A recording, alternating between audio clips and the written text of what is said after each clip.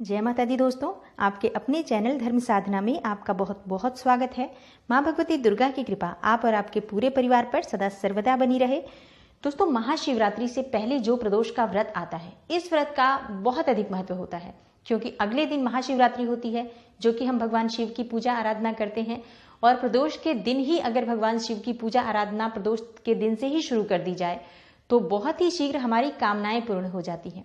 तो आज की वीडियो में मैं आपसे बात करने वाली हूँ, जो महाशिवरात्रि से पहले प्रदोष आ रहा है, आप इसका लाभ कैसे उठाएं, कैसे आप भगवान शिव को प्रसन्न करें जिससे कि आपकी हर कामना पूर्ण हो जाए। बुध प्रदोष के दिन पूजा का शुभ मुहूर्त क्या है, विधि क्या है पूजा की, और हमें आज कौन सा विशेष उपाय करना चाहिए जिससे कि भगवान गणेश की कृपा मिले, भगवान शिव की कृपा मिले और हमारी जो भी कामना है शीघ्र ही पूर्ण हो जाए। तो वीडियो को पूरा ज़रूर देखें, और अगर आपको आज की वीडियो अच्छी लगे तो इसे लाइक कर दीजिए और ज़्यादा से ज़्यादा इस वीडियो को शेयर कीजिए। दोस्तों, प्रदोष का व्रत सभी व्रतों में श्रेष्ठ माना गया है, भगवान शिव के व्रतों में। जैसे कि भगवान शिव को ये व्रत बहुत प्रिय है, तो जो भी ये व्रत रखते हैं उनके सभी पाप, सभी दोष समाप्त हो जाते हैं। सबसे पहले इस व्रत को चंद्रदेव ने रखा था और इस व्रत के प्रभाव से वह क्षय रोग से मुक्त हो गए थे।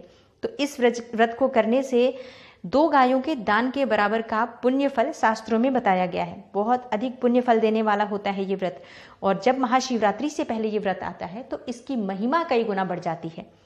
तो मार्च महीने का जो पहला प्रदोष का व्रत है 10 मार्च को है, 11 मार्च को शिवरात्रि है, बुधवार का दिन है इस प्रदोष के दिन। और बुधवार के दिन जो प्रदोष का व्रत किया जाता है उससे सुख समृद्धि की प्राप्ति होती है, घर में खुशहाली की प्राप्ति होती है, जीवन में शुभता का आगमन होता है। जैसे कि गणेश जी की विधिवत आज पूजा आराधना करनी है, भगवान शिव की पूजा आराधना करनी है, तो जीवन की सभी समस्याओं से मुक्ति मिल जाती है। बुध प्रदोष के दिन कुछ उपाय भी हमें करने चाहिए।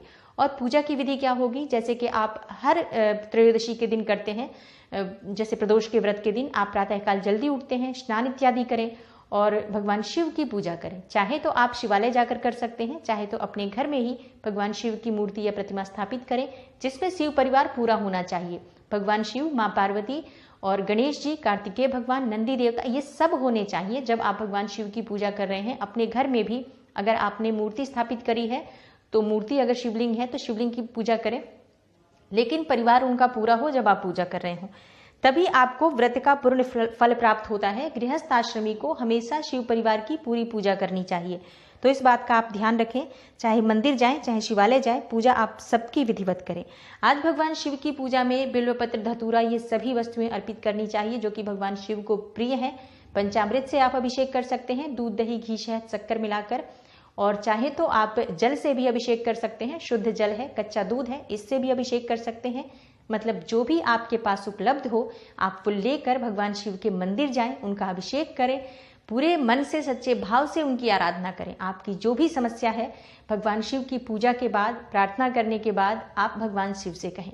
थोड़े समय मंदिर में बैठें, अगर आप मंदिर जा रहे हैं तो मंदिर जाकर भगवान शिव की मंत्र का जाप आप कर सकते हैं। पंचाक्षरी मंत्र ओम नमः शिवाय का जप आप कर सकते हैं। इस तरह से आपको मंदिर जाकर पूजा करनी है प्रातःकाल में, और अगर आप घर में कर रहे हैं तो घर में भी ऐसे ही करना है। आपको संकल्प ले लेना है आपको व्रत का, कि आप व्रत कर रहे हैं और किस कामना से कर रहे हैं, वो भी भगवान भोलेनाथ से कह दें। और पूरे दिन व्रत रहा जाता है, इसमें फलाहार रह सकते हैं, निर्जल रह सकते हैं, जैसी आपकी इच्छा, या जैसे आप व्रत करने में कंफर्टेबल हैं आप वैसे व्रत कर सकते हैं। इस व्रत को दोनों ही तरह से किया जाता है, फलाहार भी रह सकते हैं और निर्जल भी कर सकते हैं। तो दोनों तरह से आप व्रत करें जैसे आपसे संभव हो। और शाम के समय प्रदोष काल में पूजा का विधान है, क्योंकि प्रदोष काल में पूजा से भगवान शिव बहुत अधिक प्रसन्न होते हैं। ऐसा माना जाता है कि प्रदोष काल में भगवान शिव जो है शिवलिंग में निवास करते हैं। जो भी मंदिरों में स्थापित शिवलिंग होते हैं, जो प्राण प्रतिष्ठित शिवलिंग होते हैं, इनमें भगवान शिव का वास होता है प्रदोष काल के समय में।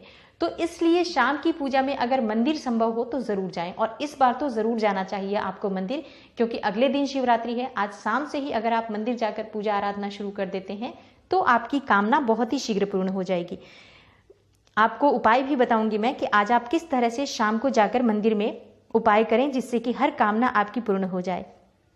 शाम की पूजा के बाद आप फलाहार ले सकते हैं, और कई लोग शाम के समय मीठा अन्न भी लेते हैं। नमक इस व्रत में नहीं खाना चाहिए, तो आप नमक नहीं खाएं।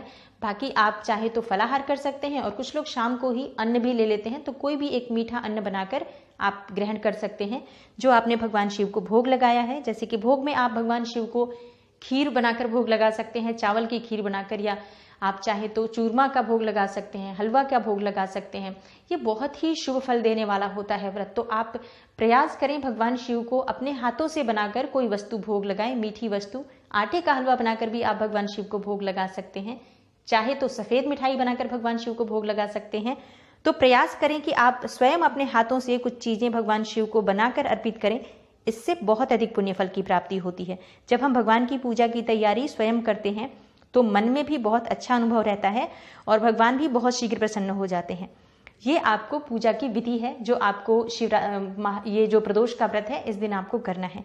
अब आज आपको उपाय क्या करना है, क्योंकि बुध प्रदोष है, आपको उपाय किस तरह से करना है।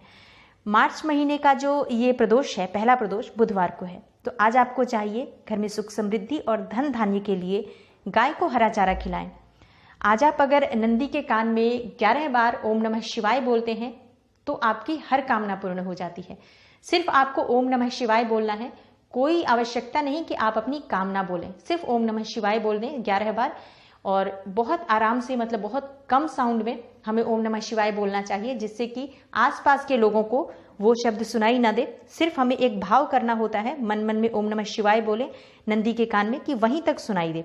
बहुत ही शीघ्र हमारी जो कामना होती है, हमारे मन की इच्छा जो उस वक्त चल रही होती है, वो हर इच्छा पूरी हो जाती है। आज आपको चाहिए कि बुधवार के दिन सुबह स्नान करने के बाद एक कांसे की थाली में चंदन से ओम गणपतये नमः लिख दें।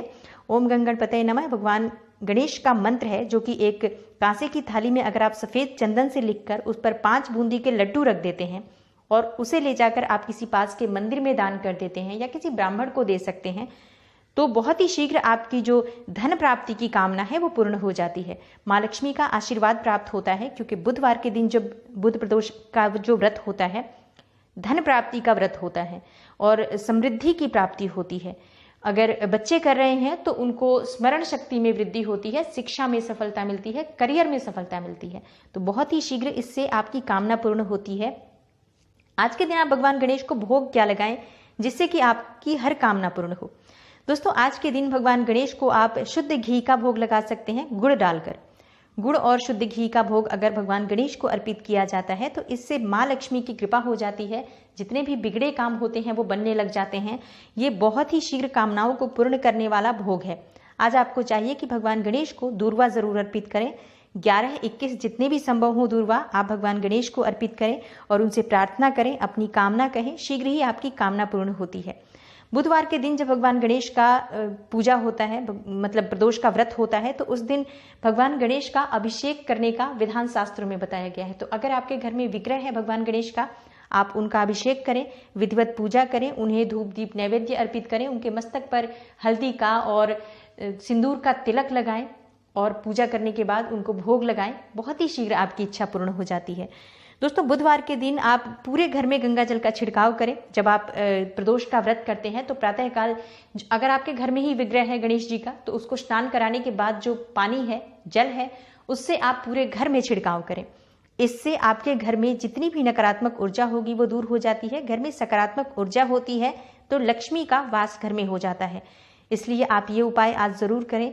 अगर आप चाहते हैं कि आपकी कामना बहुत ही शीघ्र पूर्ण हो, माँ लक्ष्मी स्थायी रूप से आपके घर में वास करें, या फिर आपकी कोई भी विशेष कामना है, तो आज आपको चाहिए कि भगवान गणेश को 8 आंकड़े के फूल अर्पित करें। सफेद आंकड़े जो होते हैं उसके फूल जो छोटे छोटे होते हैं, उन्हें अगर आप ले जाकर और भगवान गणेश के मंदिर में या फिर घर में भी गणेश जी हैं तो आप उनको अर्पित करते हैं अपनी कामनाएं बोलते हुए, तो आपकी कामना बहुत ही शीघ्र पूर्ण हो जाती है और घर में स्थिर लक्ष्मी का वास होता है इस उपाय को करने से।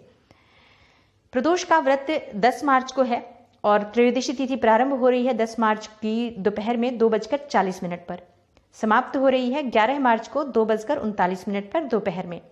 तो ये समय त्रयोदशी तिथि का है। तो आपको 10 मार्च को ये व्रत करना है, क्योंकि प्रदोष काल का समय जो है वो हमें 10 मार्च को मिल रहा है पूजा का। पूजा का शुभ समय क्या होता है?